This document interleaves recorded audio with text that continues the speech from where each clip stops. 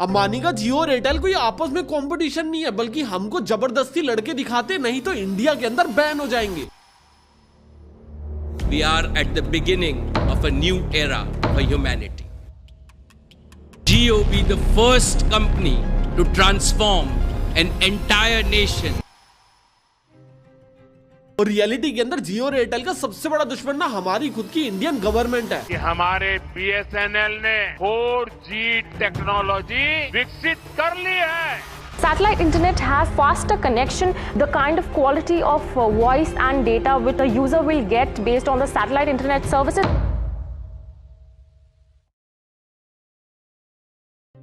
और ये वही गवर्नमेंट है जिसने पहले 11 सिम कंपनीज को खत्म करने में पूरा रोल निभाया। लोग हवा में बातें करके बोल देते हैं ना भैया, जब से रिलायंस आया सारी की सारी कंपनियां खत्म हो गई। रिलायंस सिर्फ और सिर्फ एक किस्मत से सही टाइम के अंदर एंट्री लिया था। रियलिटी में चाहे एयरसेल हो, चाहे टाटा डोकोमो हो, या फिर ऐसी कोई भी कंपनी हो, उनको खत्म करने के पीछे सबसे बड़ा हाथ हमारी इंडियन गवर्नमेंट का था। और वही गवर्नमेंट अभी एयरटेल और जियो के पीछे पड़ी हुई है। और इस वीडियो के अंदर इंटरनेट में पड़ी हुई पुरानी नॉनसेंस बातों को एंटरटेन नहीं करेंगे, जिसके अंदर कोई भी इंटरनेट के ऊपर आगे बोलता है कि भैया जियो कंपनी मार्केट के अंदर आई थी, पहले लोग 250 रुपए पर जीबी का डेटा बेच रहे थे, इन्होंने आके 10 रुपए पर जीबी बेचा और सभी ने खरीद लिया। बाकी कंपनियां ये देख के फेल हो गई और ये कंपनी सुपर हिट हो गई। जियो कंपनी 2016 के अंदर मार्केट में घुसी, बिलियंस ऑफ डॉलर इन्वेस्ट किया, उसके बाद भी सस्ता डेटा देके आज की डेट में प्रॉफिटेबल है। और जो कंपनियां पहले 250 रुपए का पर जीबी डेटा देके लोगों को फुल लूट रही थी, वो 10 रुपए का डेटा देके घाटे के अंदर है। तो इसमें जियो का रोल थोड़ी है, मेन फैक्टर्स तो दूसरे है ना, जो तुम्हें कभी बताए नहीं गए, क्योंकि पढ़ी लिखी बात है, तुम्हें समझ आनी नहीं थी। पर तसल्ली से बैठ जाओ, आज मैं समझाने की कोशिश करूंगा और हम दो चीजों के ऊपर बात करेंगे। पहले की पहले क्या हुआ और उसके बाद हम बात करेंगे कि अब क्या हो रहा है।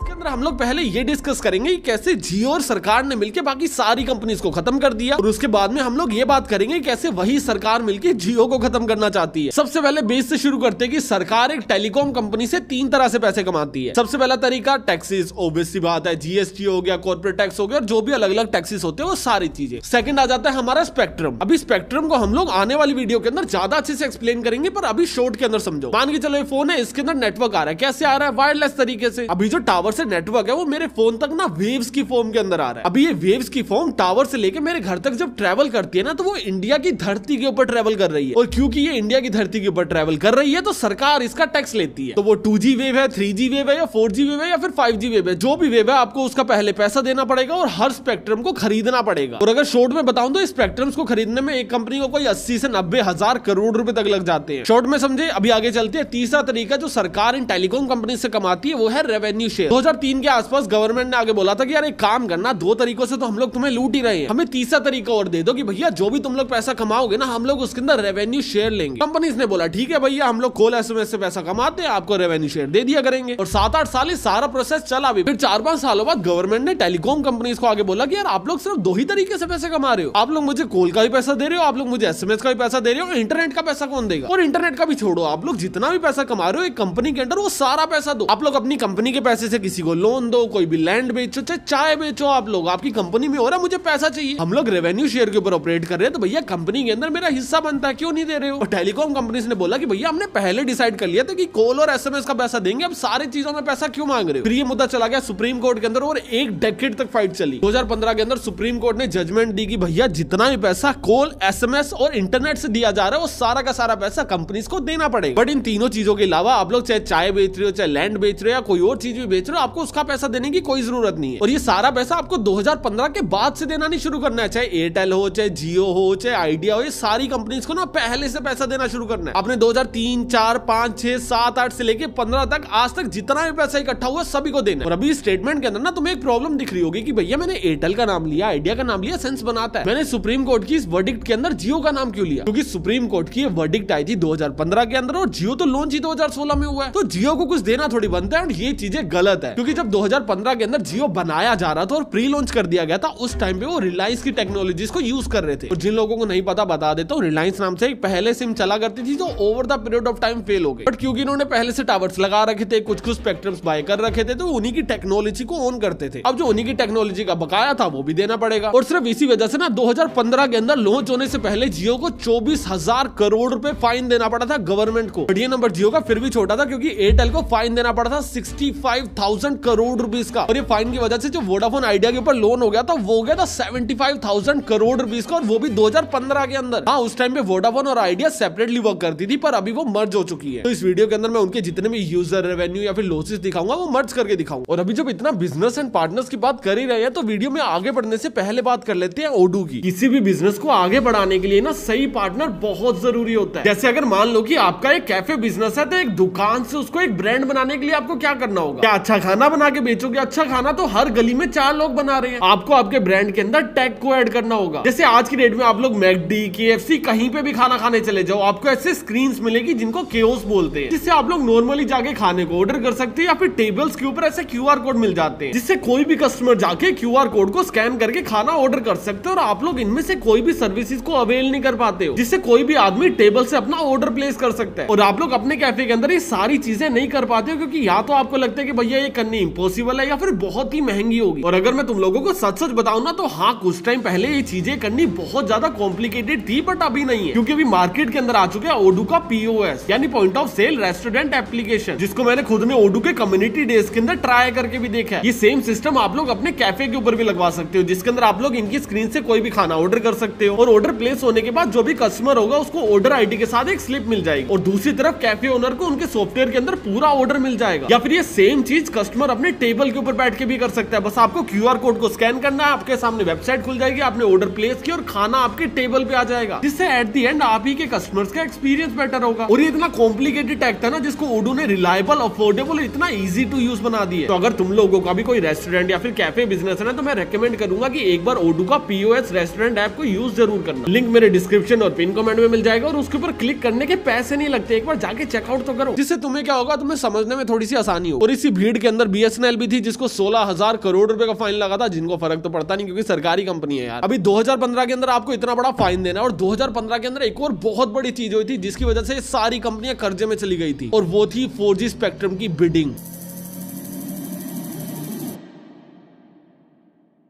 जैसे मैंने तुम लोगों को बताया था कि भैया जो भी वेव्स ट्रेवल करती है आपको उसका पे करना पड़ता है। 2015 से पहले 3G टेक्नोलॉजी एग्जिस्ट करती थी। 2015 के अंदर पहली बार 4G टेक्नोलॉजी की बिडिंग हुई थी, जिसके बाद 2016 के अंदर टेलीकॉम कंपनीज ने 4G इंटरनेट को रोल आउट करना शुरू किया था। अभी 2015 के अंदर 2 कांड हो गए। सबसे पहले सारी कंपनीज ने भारी मात्रा के अंदर लोन उठाया और स्पेक्ट्रम्स की बिडिंग करी। दूसरा कांड क्या हुआ कि भैया सुप्रीम कोर्ट की जजमेंट आई और उनको काफी ज्यादा फाइन देना पड़ा, जिसकी वजह से क्या हुआ, टाटा डोकोमो हो गया या फिर एयरसेल हो गया या फिर जितनी भी ऐसी छोटी छोटी कंपनीज थी ना, वो over the period of time ना कुछ ही सालों में विलुप्त होने लगी। उसके पीछे सबसे बड़ा हाथ था जियो का, क्योंकि जब जियो मार्केट के अंदर आया था ना, टेक्निकली वो सबसे ज्यादा कमजोर होना चाहिए था, बट रियलिटी के अंदर वो सबसे ज्यादा पावरफुल था। नॉट बिकॉज उसको अंबानी बैक कर रहा था, सिर्फ इसलिए क्योंकि उन्होंने ना ही 2G टेक्नोलॉजी के स्पेक्ट्रम लिए, ना ही उन्होंने 3G टेक्नोलॉजी के स्पेक्ट्रम लिए। उन्होंने सिर्फ और सिर्फ 4G स्पेक्ट्रम्स ही लिए थे। तो अगर किसी के पास 4G फोन नहीं था तो उस टाइम पे वो 4G सिम चला ही नहीं सकता था, उसमें जियो चलती ही नहीं थी। और क्योंकि जियो की प्रेजेंस पहले से बहुत ज्यादा नहीं थी, थोड़ा बहुत रिलायंस की प्रेजेंस थी और उसी का छोटा मोटा फाइन देके बच लिया था। पर दूसरी तरफ एयरटेल की बहुत पुरानी प्रेजेंस भी थी, उन्होंने 2G स्पेक्ट्रम पे भी बिड कर रखा, 3G पे भी कर रखा, अभी 4G पे भी कर दिया। और यही सारी सिमिलर चीजें बाकी कंपनीज के साथ भी हुई। तो हुआ क्या, over the period of time अगले 2-3 सालों के अंदर सारी छोटी छोटी कंपनियां बंद हो गई, और जियो ने सिर्फ एक साल के अंदर 2016 से 2017 में ना 108 मिलियन नए कस्टमर ऐड कर लिए। 2018 तक इन्होंने 80 मिलियन कस्टमर और ऐड कर लिए, और इनके टोटल कस्टमर्स हो गए थे 186 मिलियन। बट इस पूरे प्रोसेस का ना ही एयरटेल के ऊपर कोई फर्क पड़ रहा था, ना ही वोडाफोन के ऊपर कोई फर्क पड़ रहा था, और ना ही आइडिया के ऊपर कोई फर्क पड़ रहा था। ऐसा नहीं है कि जियो के कस्टमर बढ़ रहे हैं तो इन दोनों के कस्टमर्स डाउन जा रहे हो, बल्कि ये लोग भी कॉन्स्टेंटली बढ़ रहे थे, क्योंकि उस टाइम पे हुआ क्या था, सारी छोटी कंपनियां बंद हो रही थी और सारी की सारी छोटी कंपनी वाले जियो के अंदर पिवट कर रहे थे। और जो भी लोग एयरटेल चलाते थे ना, वो जियो की सिम ना सेपरेटली ले रहे थे, क्योंकि जो भी बंदा अपना एक नंबर पिछले 6-7 सालों से चलाता आ रहा है ना, वो जियो के ऊपर पिवट कर ही नहीं रहा था, क्योंकि लोगों को अपने नंबर की वैल्यू बहुत थी कि भैया ये नंबर सबको दे रखा है, नया थोड़ी निकलवा लूंगा। और हर कोई बंदा टेक्निकली जियो को सिर्फ और सिर्फ इस्तेमाल कर रहा था। हर कोई बात करता था कि भैया जब तक फ्री में देंगे यूज कर लेंगे, उसके बाद तोड़ के फेंक देंगे। और 2018 तक जियो वाले सिर्फ और सिर्फ पैसा जला रहे थे। उनकी किस्मत चमकी वोडाफोन और आइडिया के फेल होने के बाद। 2018 के अंदर न्यूज निकल के आती है कि भैया वोडाफोन और आइडिया के ऊपर लोन काफी ज्यादा हो चुका है, और 2018 में इन लोगों ने मर्ज कर लिया था, जिससे बेटर वे से सर्वाइव कर सके, और ये सर्वाइव कर भी लेते। और 2019 के अंदर एक और सबसे बड़ा कांड हो जाता है, जिसकी वजह से आज की डेट में जियो बना, और वो कांड था सुप्रीम कोर्ट की एक और जजमेंट। सुप्रीम कोर्ट ने अपने पुराने फैसले को बदल दिया था और ये बोला था कि भैया आपने जितना भी रेवेन्यू किया आपकी कंपनी में, वो सबका परसेंटेज देना पड़ेगा गवर्नमेंट को। पहले इन्होंने क्या जजमेंट जजमेंट दी थी कि भैया आपने जितना भी टेलीकॉम सेक्टर से रेवेन्यू किया आपको सिर्फ उसका रेवेन्यू देना। आपकी कंपनी ने आज तक जितना भी पैसा कमाया 2003 से ले लो 2019 तक सभी का रेवेन्यू शेयर दे दो गवर्नमेंट को, और सिर्फ शेयर मत देना, जितना पैसा इकट्ठा हुआ उसके ऊपर इंटरेस्ट लगा के देना। और इस टाइम पे सभी की सभी टेलीकॉम कंपनियों का बट्ठा गोल हो गया था। जैसे कि मैंने बताया कि वोडाफोन और आइडिया 2018 में मर्ज हो गए थे और पहले लॉसेस से सफर कर रहे थे। इनके ऊपर कर्जा था 1,05,000 करोड़ रुपए का। अगले साल 2019 के अंदर इनका कर्जा बढ़ के हो गया 1,60,000 करोड़ रुपए का। 2018 के अंदर एयरटेल के ऊपर कर्जा था 90,000 करोड़ का, और अगले साल वो कर्जा बढ़ के हो गया 1,30,000 करोड़ रुपए का। और इस चीज के अंदर रिलायंस ने बहुत ही क्रेजी प्ले किया। 2018 में उनके पास 52,000 करोड़ का कर्जा था और 2019 के अंदर उनके पास सिर्फ 55,000 करोड़ का ही हुआ। सिर्फ 3,000 करोड़ का इनका कर्जा बढ़ा क्योंकि इनकी कंपनी 2-3 साल पहले ही शुरू हुई थी, और वो 2-3 साल के अंदर भी इन्होंने कोई रेवेन्यू किया ही नहीं था। ये सारी चीजें तो फ्री के अंदर बांट रहे थे, तो भैया उसके अंदर हिस्सा तो क्या ही देना था। और रही बात जो रिलायंस की थी, इन्होंने रिलायंस की चीजों को यूज करना बंद कर दिया था।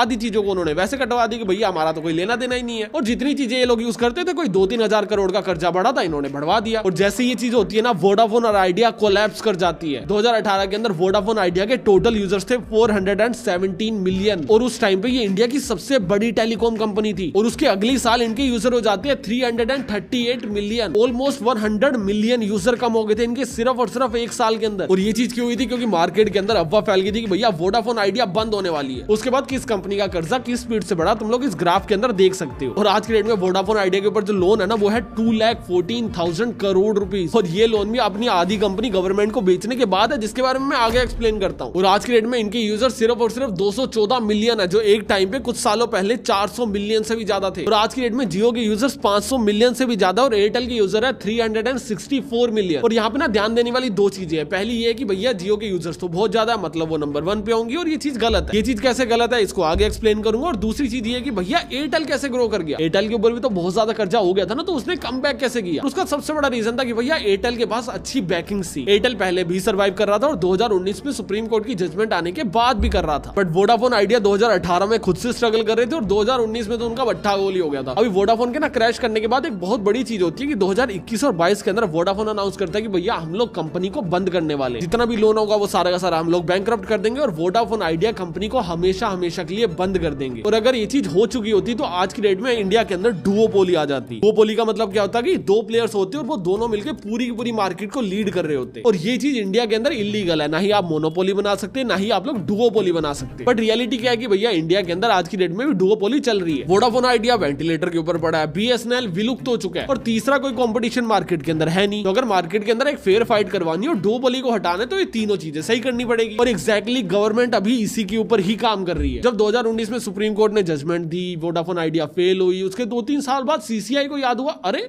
हम तो एग्जिस्ट करते हैं। फिर 2022 के अंदर सीसीआई ने गवर्नमेंट के ऊपर प्रेशर बनाना शुरू किया कि भैया एक काम करो, ये जो डुओपोली चल रही है ना इसको बंद करवाओ। अभी सीसीआई क्या चीज है? सीसीआई है कंपटीशन कमीशन ऑफ इंडिया। तो मैंने बोला था कि भैया मोनोपोली होगी या फिर डुओपोली होगी, ये तो इलीगल है, इसी को यही रेगुलेट करते हैं। और इनको थोड़ा सा लेट याद आया कि भैया ये क्या चल रहा है मार्केट के अंदर, तो अभी उनको रेगुलेट करने का काम किया जा रहा है। और हर वो चीज की जा रही है जिससे जियो और एयरटेल की पूरी पार्टनरशिप टूट जाए और ये दोनों कंपनियां ना प्रॉफिट से हटके लॉस करना शुरू करे और अपनी पूरे के पूरे ग्रिप को हटा दे। अभी इस चीज के लिए गवर्नमेंट 3 चीजें कर दी है। सबसे पहले के ऊपर चलते हैं। सबसे पहला ये है कि भैया वोडाफोन कंपनी फेल होने वाली थी, गवर्नमेंट ने बोला भैया फेल होना तो कोई चांस ही नहीं है ना, एक काम करो जो आपको हमें पैसे देने हैं ना वो कम कर दो और उस पैसे के बदले ना अपनी कंपनी के अंदर हमको हिस्सा दे दो। तो 2023 में गवर्नमेंट ने जितने ही पैसे वोडाफोन आइडिया से लेने थे उसका काफी बड़ा चंक को माफ कर दिया था और उसके बदले वोडाफोन और आइडिया में 23% की ओनरशिप ले ली थी। और आज की डेट में 23% ओनरशिप के बाद वोडाफोन आइडिया की ना बिगेस्ट शेयर होल्डर है इंडियन गवर्नमेंट। तो टेक्निकली आप ये बोल सकते हो कि भैया वोडाफोन आइडिया किसकी है? इंडियन गवर्नमेंट की। बीएसएनएल किसकी है? इंडियन गवर्नमेंट की। पर बीएसएनएल तो वेंटिलेटर पे थी, पर आज की डेट में नहीं है क्योंकि बीएसएनएल को रिवाइव करने का पैकेज दे दिया गया टाटा को। तुम लोग मानोगे 2001 से लेके ना 2008 तक ना बीएसएनएल प्रॉफिट कर रही थी और 2001 से लेके 2028 तक ना बीएसएनएल ने 46,666 करोड़ रुपए का प्रॉफिट किया था। और अकेले 2004 से 2005 के अंदर ना बीएसएनएल ने 10,000 करोड़ से ज्यादा प्रॉफिट किया था। पर फिर ये कंपनी फेल पता है क्यों हुई? उस टाइम की सरकार की वजह से। सरकार ने कभी भी बीएसएनएल कंपनी को प्रॉफिट करने के लिए बनाया ही नहीं। सरकार के सिर्फ और सिर्फ 2 एजेंडा थे कि भैया एक तो हर नुक्कड़ पे, हर गली के अंदर, हर गांव के अंदर इंटरनेट पहुंचा दो। अगर इंटरनेट नहीं भी पहुंचे एटलीस्ट कॉल की सेवा तो पहुंच ही जाए। और दूसरा ये था कि भैया बीएसएनएल का इंटरनेट या फिर कॉल्स वगैरह सारे के सारे आर्मी वाले यूज करते थे। अभी नेशनल सिक्योरिटी का मैटर है तो आप लोग प्राइवेट कंपनी के ऊपर ट्रस्ट तो कर नहीं सकते ना। आप लोग जियो, एयरटेल या फिर वोडाफोन की सिम अपने आर्मी वाले ऑफिसर्स को थोड़ी दे दोगे। सभी के पास गवर्नमेंट सिम्स होनी चाहिए तो भैया गवर्नमेंट का नेटवर्क भी होना चाहिए। गवर्नमेंट का नेटवर्क होना चाहिए तो भैया गवर्नमेंट नेटवर्क बनाएगी। और इन्हीं चीजों को कंसीडर करते हुए बीएसएनएल को बनाया गया था, गांव गांव तक पहुंचाया गया था और काफी अच्छी सर्विस उस टाइम पे इनकी चल रही थी। और बाकी जो मेजर कंपनियां थी ना गांव तक पहुंची नहीं थी। वोडाफोन होगी, एयरटेल होगी, टाटा डोकोमो होगी, एयरसेल होगी, सारे के सारे ना सिर्फ शहर के अंदर टावर्स लगा रहे थे और उसी में ऑपरेट कर रहे थे। और 2001 से 2008 के अंदर ना बीएसएनएल यूं टॉप पे लीड कर रहा था। फिर 2007 में एक नेता ने देखा कि भैया बीएसएनएल इतना पैसा कमा रहा है, काम करते हैं थोड़ा सा निकाल लेते हैं। तो उन्होंने क्या किया, 333 हाई स्पीड इंटरनेट की केबल्स ना अपने घर लगा ली। अभी घर लगा के इतना इंटरनेट यूज तो होगा नहीं, तो उन्होंने क्या किया, अपनी खुद की एक कंपनी बनाई और उसको आगे बेचना चालू कर दिया। और सारा का सारा बीएसएनएल का इंटरनेट चुराया जा रहा है और सन नेटवर्क से अपनी खुद की कंपनी बना के आगे महंगे में बेच दिया जा रहा है। फिर जब ये चोरी पकड़ी गई, मिनिस्टर को हटाया गया और 2008 के अंदर नए मिनिस्टर साहब आ गए। उन्होंने देखा कि भैया ये तो बहुत पैसे कमा रही है, तो उन्होंने किया 2G स्कैम। तुमने बहुत जगह सुना होगा कि भैया 2G स्पेक्ट्रम स्कैम क्या है, 2G स्कैम क्या चीज है। 2G स्कैम यही है, स्पेक्ट्रम बांटे जा रहे थे और उस टाइम पे 1,76,000 करोड़ रुपीस का स्कैम किया गया। और जिस नेता के ऊपर स्कैम के आरोप लगे थे, बाद में कोर्ट ने उसको बोल दिया कि भैया इसने तो कुछ नहीं किया था। तो हम लोग उसको स्कैम बोले नहीं बोले वो तुम्हारे ऊपर है। मैं तो 2008 का आर्टिकल पढ़ के वीडियो बना रहा हूँ, उसके अंदर तो स्कैम ही लिखा हुआ था, तो मैं स्कैम ही बोल रहा हूँ। और इतने बड़े कांड के बाद बीएसएनएल को वेंटिलेटर के ऊपर छोड़ दिया गया। ना इन्होंने कोई टेक्नोलॉजी इंप्रूव करी, ना इन्होंने कोई सर्विस इंप्रूव करी। Over the period of time इनकी सर्विस टट्टी होती गई। मुझे आज भी याद है, कोई 2012-13 के आसपास हमारे घर पे ना एक बार बीएसएनएल का इंटरनेट लगा था। इतना क्रेजी इंटरनेट था ना, 24/7 छोड़ो, महीने में सिर्फ 7 ही दिन चलता था। बाकी पूरा दिन या तो इंटरनेट डाउन है, या फिर सर्विस डाउन है, या फिर कोई और दिक्कत है। आप कितनी कंप्लेंट कर लो, कोई सुन के राजी नहीं है। कस्टमर केयर पे कॉल करो, उनके खुद के नेटवर्क नहीं आ रहे। जाके कंप्लेंट दे के आओ तो भैया कोई सुनवाई नहीं है। तो हमने क्या किया था, बीएसएनएल के इंटरनेट को हटवाने के लिए ना हमने एप्लीकेशन दे दी थी। 3 महीने तक कोई हटाने ही नहीं आया हमारे पास। 3 महीने बाद जाके हमने दोबारा पूछा, भैया हमारी एप्लीकेशन है ना, हटा दोगे ना। उन्होंने बोला हाँ यार काफी लोग हटवा रहे हैं, अभी ना भीड़ लगी पड़ी है, 2-3 महीने में हटवा देते हैं। हमने बोला ठीक है भैया 2-3 महीने में हटवा देना। हमने तो उतार के साइड में रखा हुआ, हम तो यूज कर नहीं रहे। एप्लीकेशन देने के 6 महीने बाद हटाने आए, बोले कि भैया अब हटा देते लाओ। हमने बोला भाई ये पड़ा ले जाओ, तारे पड़ी है समेट लो, हमारा कोई लेना देना है नहीं। कहते नहीं ये पुराने 6 महीने के पैसे लाओ जो हम लेना भूल गए थे। हमने बोला यार हमने तो 6 महीने से हटवाने के लिए एप्लीकेशन डाल रखी है, 6 महीने के कौन से पैसे तुम लेट आए हो, हम क्यों दे। और वो वाली फाइट आज तक चल रही है। मैंने कोई 3-4 साल पहले देखा था, कोई 22-23 हजार रुपए बना के बैठे फाइन के बाद, मैं तो 1 रुपया नहीं देता। और ये क्रेजी सर्विस प्रोवाइड कर रहे थे उस टाइम पे वो लोग, और इसी वजह से मार्केट लीडर से एकदम जमीन पे आ गए। बट अभी इनकी सर्विसेज इंप्रूव करने के लिए 2023 के अंदर ही टेंडर दिया गया टीसीएस को, और वो टेंडर है 19,000 करोड़ रुपए से भी ज्यादा का। और सिर्फ इतना ही नहीं, 2023 के अंदर इन्होंने 1,12,000 4G टावर्स का भी ऑर्डर दिया, और ये आज तक का टेलीकॉम इंडस्ट्री का सबसे बड़ा ऑर्डर है। और जहां तक अभी का अपडेट है, बीएसएनएल की सर्विसेज इंप्रूव हो रही है, 4G ऑलमोस्ट आ चुका है पूरे इंडिया के अंदर, और 5G की ये लोग तैयारी कर रहे हैं। अभी कैसा चलता है कैसा नहीं चलता है, मेरे पास सिम नहीं है तो उसके ऊपर कोई कमेंट करूंगा नहीं। आगे बढ़ते हैं। अभी गवर्नमेंट क्या कर रही थी, वोडाफोन को भी तैयार कर रही थी, आइडिया को भी तैयार कर रही थी। अभी 2023 के अंदर पहले वोडाफोन आइडिया का काफी बड़ा लोन माफ कर दिया और उसके बदले शेयर ले लिए, और बीएसएनएल को रिवाइव करने के लिए एक बहुत बड़ा बेल आउट पैकेज दे दिया। तो मान के चलते हैं कि बीएसएनएल को रेडी होने में अभी और 3-4 साल लगेंगे। और रही बात वोडाफोन आइडिया की, तो वोडाफोन आइडिया अभी भी लोन के अंदर है। तो अभी लेटेस्ट न्यूज है कि गवर्नमेंट प्लान कर रही है कि वोडाफोन आइडिया को एक बेल आउट पैकेज दे दिया जाए। मतलब उनको ऐसे पैसे पकड़ा देंगे कुछ 1000 करोड़ की, भैया अपनी कंपनी में यूज कर लो और खर्चो। और उसका एजेंडा कुछ भी नहीं होगा, सिर्फ और सिर्फ ये होगा कि आप लोग अपनी कंपनी बचा लो। अब यही bail out package Ambani Adani को मिल जाता तो लोग अपनी नस काट लेते। अभी वोडाफोन आइडिया को मिल जाएगा जो एकदम अंबानी के खिलाफ है, तो भैया लोग चुप हो जाएंगे। और ये चीज हाईलाइट करने में कई लोग मुझे ये भी बोल देंगे कि भैया बीजेपी का दल्ला है, तो भैया ठीक है।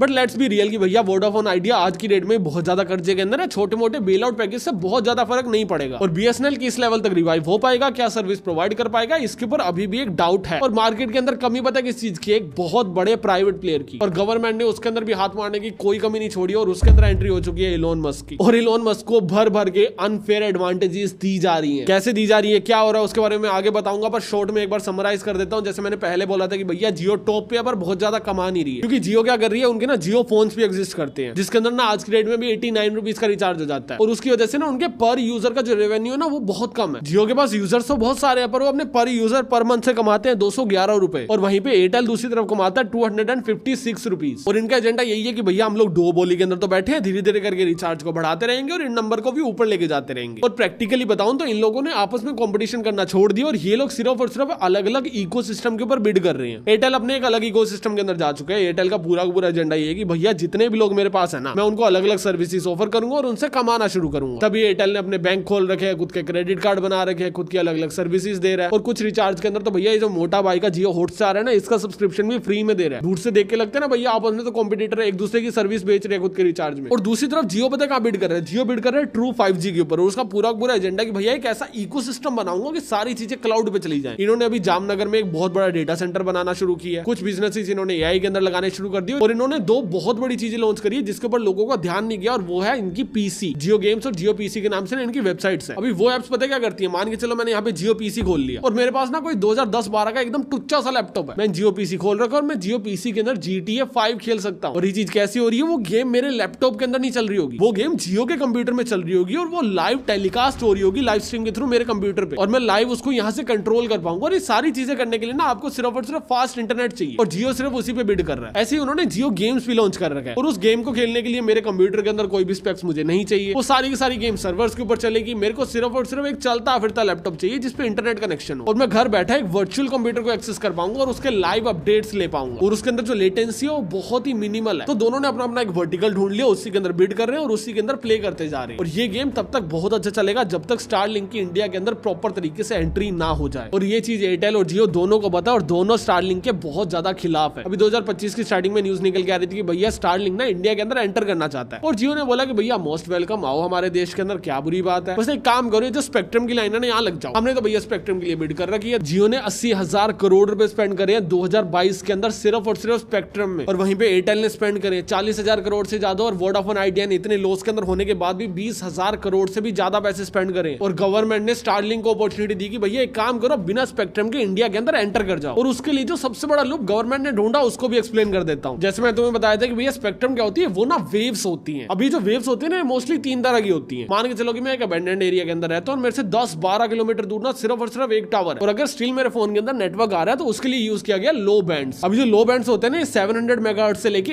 850 मेगाहर्ट्ज के बीच में होते हैं, जिसके अंदर होता क्या कि इनकी ना स्पीड बहुत कम होती है, जिससे होता यह है कि ये लोग सिर्फ एक टावर से ना 10 से 15 किलोमीटर का एरिया कवर कर लेते हैं, पर वो 10 से 15 किलोमीटर के एरिया में जो भी स्पीड आ रही होती है ना इंटरनेट की, वो 20 से 50 MB के बीच में आ रही होती है और बहुत स्लो होती है। जो दूसरे बैंड्स होते हैं वो होते हैं मिड बैंड, और इसके अंदर 1800 से लेके 2300 मेगाहर्ट्ज होते हैं, और इसके अंदर जो नेटवर्क कवरेज होती है ना वो होती है 5 से 10 किलोमीटर के बीच में, और जो 5 से 10 किलोमीटर के बीच में जो भी नेटवर्क दिया जा रहा है उसकी जो स्पीड होती है वो होती है अप टू 100 Mbps। और ये जो मिड बैंड्स होते हैं ना इसको सबसे ज्यादा स्टेबल माना जाता है, क्योंकि 10 किलोमीटर तक चला भी जाता है, 100 MB की स्पीड भी दे देता है। और जो तीसरा होता है ना वो होते हैं हाई बैंड्स। ये जो हाई बैंड्स होते हैं ना अभी ये बहुत ज्यादा नाजुक होते हैं, ये 100 मीटर से लेके सिर्फ और सिर्फ 1 किलोमीटर तक जाते हैं, पर जो इसकी स्पीड होती है ना ये 1-1 GB तक चली जाती है। पर कभी कभी क्या होता है जो इसका नेटवर्क होता है ना वो दीवार टाप के भी नहीं आता, तो इसके जो सिग्नल होते हैं वो वीक बहुत होते हैं, पर जहां पे भी सिग्नल आ रहा है वहां पे स्पीड बहुत क्रेजी आएगी। तो अभी हर कंपनी क्या करती है वो पहले देखती है कि भैया हम पे बजट कितना है, हमको कितना एरिया कवर करना है, हमको क्या स्पीड ऑफर करनी है, और उसके अकॉर्डिंग एक प्लान बनाते हैं। जैसे भारतीय एयरटेल ने ऑलमोस्ट 50,000 करोड़ रुपए इन्वेस्ट किए थे, जिसके अंदर 41,000 करोड़ के उन्होंने सिर्फ और सिर्फ मिड बैंड्स लिए कि भैया रेंज भी अच्छी आए, स्पीड भी अच्छी आए, और 5,400 करोड़ के उन्होंने हाई बैंड्स लिए, और लो बैंड्स लिए थे 4,100 करोड़ के आसपास, जिससे कुछ एरिया के अंदर ज्यादा स्पीड भी आ जाएगी, और जो कुछ अबैंडन एरियाज होते हैं उसके अंदर ये 5G कवरेज कर पाएंगे। स्पीड नहीं आएगी, सिर्फ 5G लिखा आएगा, पर ठीक है लोग तसल्ली से खुश हो जाएंगे कि भैया 5G आ रहा है। वोडाफोन आइडिया ने भी सेम किया, 22,309 करोड़ रुपए स्पेंड किए, जिसके अंदर से मेजर जो मनी स्पेंड किया गया था 17,000 करोड़ रुपए वो किया गया था मिड के ऊपर, भैया जहां पे भी 5G लिखा आ रहा है वहां पे स्पीड भी अच्छी आनी चाहिए। 1,900 करोड़ रुपए स्पेंड किए गए थे हाई बैंड्स के ऊपर, भैया कुछ छोटा सा एरिया होगा जिसके अंदर स्पीड भी गजब आएगी, और 3,200 करोड़ रुपए स्पेंड किए थे लो बैंड्स के ऊपर कि भैया जो दूर दराज के एरिया है थोड़ा बहुत वो भी कवर कर लेंगे। पर जियो ने क्या किया, पूरी स्ट्रेटेजी से उल्टा खेला। जियो ने प्रायोरिटाइज किया कि भैया हमको हाई स्पीड इंटरनेट तो देना ही है पर थोड़ा बहुत। इन्होंने करीब 7,000 करोड़ रुपए स्पेंड किए हाई स्पीड इंटरनेट पे, और इन्होंने ना कुछ एरियाज को मार्क कर लिया कि भैया पर्टिकुलर एरियाज के अंदर 11 Gbps की स्पीड जाएगी, लोगों को करके दिखा देंगे कि भैया देखो कितना तेज चल रहा है। 41,000 करोड़ रुपए इन्होंने स्पेंड किया मिड बैंड के ऊपर, जिसके अंदर लोगों के पास कवरेज भी पहुंच रही है और अप टू 100 Mbps की स्पीड भी पहुंच जाएगी। बट इन्होंने एक और इन्वेस्टमेंट की 40,000 करोड़ की लो बैंड्स के ऊपर, जिसके अंदर होगा क्या कि भैया अबैंडन एरियाज के अंदर ना ट्रू 5G ऊपर लिखा तो आएगा, स्पीड नहीं होगी, जिसको लोग देख के कह रहे होंगे कि भैया डंडी तो 5 आ रही है, स्पीड 2 भी नहीं आ रही। और ये बना इनका सबसे बड़ा मार्केटिंग गिमिक। अब ये सारी चीजें इलोन मस्क का स्टारलिंक देख रहा था, स्टारलिंक ने बोला भैया मैं इंडिया के अंदर आ रहा हूं, तो अंबानी और एयरटेल ने बोला कि हाँ भाई ये बता कौन से बैंड्स खरीदेगा, गवर्नमेंट द्वारा ऑक्शन करने वाली है, मिड लेगा, लो लेगा या फिर हाई लेगा। उन्होंने बोला यार बिना बैंड्स के चला लूंगा मैं तो, क्योंकि मेरी वेव्स तो धरती के ऊपर ट्रेवल कर ही नहीं रही है ना। अभी स्टारलिंक क्या करती है, स्टारलिंक करती है सैटेलाइट से इंटरनेट प्रोवाइड, और जो वेव्स है वो धरती के ऊपर ट्रेवल नहीं करती, सीधा ऊपर से नीचे आती है, तो ना ही इनको कोई टावर लगाने का खर्चा आ रहा है, ना ही इनको कोई स्पेक्ट्रम लेना पड़ेगा। अंबानी ने जाके गवर्नमेंट को बोला कि भैया ये तो बहुत ज्यादा अनफेयर एडवांटेज दे रहे हो आप लोग, हमने तो 80-80 हजार करोड़ रुपए लगाए हैं और आप लोग किसी भी कंपनी को ऐसे घुसा दे रहे हो। और अगर इंडिया की धरती के ऊपर वेव्स ट्रेवल नहीं कर रही तो इंडिया के आसमान के ऊपर तो कर रही है ना, जिसके ऊपर गवर्नमेंट का बोलना है कि भैया एक काम करो आसमान में आप भी यूज कर लो, 400-500 सैटेलाइट लगेगी आप लोग भी छोड़ लो, क्या ही बड़ी बात है। और इस चीज के ऊपर अभी भी डिस्प्यूट चल रहा है, अंबानी काफी ज्यादा नाखुश है, एयरटेल काफी ज्यादा नाखुश है, और स्टारलिंक को अप्रूवल मिल चुका है, और आने वाले कुछ टाइम के अंदर शायद वो इंडिया के अंदर एक्सपेंड करना भी शुरू करेंगे। और जहां तक दिख रहा है गवर्नमेंट थोड़ा बहुत ट्राई तो कर रही है अंबानी और एयरटेल की डुओपोली को रोकने के लिए, पर अभी ये कितना सच है, कितना दिखावा किया जा रहा है वो चीज हम लोग जज नहीं कर सकते, क्योंकि जो भी हो रहा है ना हम दूर बैठे सिर्फ ऑब्जर्व कर सकते, ना हम पे पावर है ना हम पे ऑथराइज डेटा है, तो जो भी डेटा आर्टिकल के अंदर आ जाता है हमारा काम तो सिर्फ उसको पढ़ के खुश होने का। और जिन लोगों को देख के लग रहा है कि भैया गवर्नमेंट तो बहुत अच्छा काम कर रही है, डुओपोली को खत्म करने की कोशिश कर रही है, भाई बनी कैसे, CCI सो रही थी क्या जब बन रही थी। अंबानी को फेवर्स तो देखो देखो हुए। अभी तुम लोग उसको किस्मत बोल लो कि भैया सुप्रीम कोर्ट की जजमेंट उन्हीं टाइम पे आ गई, या फिर तुम लोग ये बोलो कि सरकार तो भैया अपने हक का काम कर रही थी, उन्होंने तो कुछ गलत किया नहीं है। ये तो जियो वाले थे जो स्ट्रेटेजी बना के आए। जो भी हो, सरकार का बहुत बड़ा रोल है बाकी सारी कंपनीज को खत्म करने में। और अभी छोटे मोटे बेल आउट पैकेज देके दिखाया जा रहा है कि भैया हम लोग तो मदद कर रहे हैं। तो मदद हो रही है नहीं हो रही है 3-4 सालों में हम दोनों मिलकर देख लेंगे। बट अभी तुम लोग जाने से पहले सब्सक्राइब करो, मेरी ये वाली वीडियो देखो और ओडू को भी देख के जाना। लिंक तुम लोगों को डिस्क्रिप्शन के अंदर मिल जाएगा। मैं तुम्हें मिलता हूँ अगली वीडियो में, तब तक के लिए बाय।